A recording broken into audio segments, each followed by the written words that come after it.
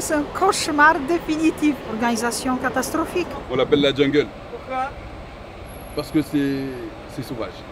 C'est avec les passagers, ça c'est compliqué. On voit que c'est pas... Voilà, on se débrouille. Hein.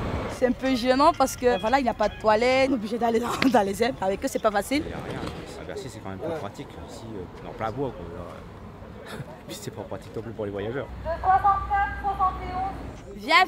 Victoria, viens. Après, je trouve qu'avec la route à côté aussi, c'est aussi dangereux pour les enfants. Direction Lourdes, en 20B.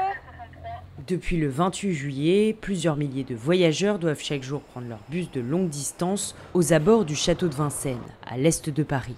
Et ça, c'est parce que la gare routière de Bercy, la plus fréquentée d'Europe, a dû fermer ses portes à cause des JO.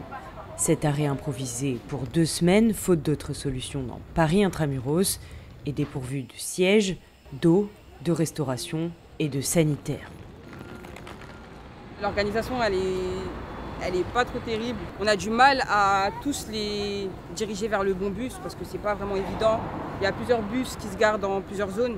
Du coup, certains n'affichent pas leur numéro de bus. C'est encore plus compliqué de trouver son bus avec le fléchage mis en place à la va-vite. C'était un peu d'incertitude jusqu'au dernier moment. Il n'y a pas beaucoup d'indications en fait, à vrai dire, quand on sort du métro. Après, c'est peut-être le fléchage qui reste à peaufiner. J'imagine qu'il n'y a pas beaucoup de choix. On est en pleine organisation des Jeux Olympiques. Il y a ici, il y a là-bas et il y a de l'autre côté.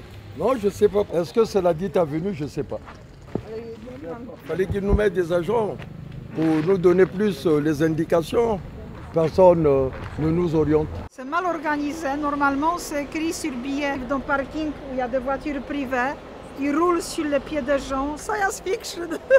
À la fin, on rigole, oui, c'est vrai. Les opérateurs interrogés par Le Parisien estiment que cette desserte temporaire n'est pas satisfaisante. Il n'est pas souhaitable que les 14 jours se passent ainsi pour nos voyageurs. A ainsi estimé Aurélien Gandois, directeur de Blablacar Bus, qui a demandé un rendez-vous à la préfecture de police de Paris. Flixbus a annoncé une collecte très prochaine des ordures par la mairie de Paris. La gare routière de Bercy devrait rester fermée durant les Jeux Olympiques et Paralympiques avant une fermeture quasi certaine à terme, comme le souhaite la mairie de Paris.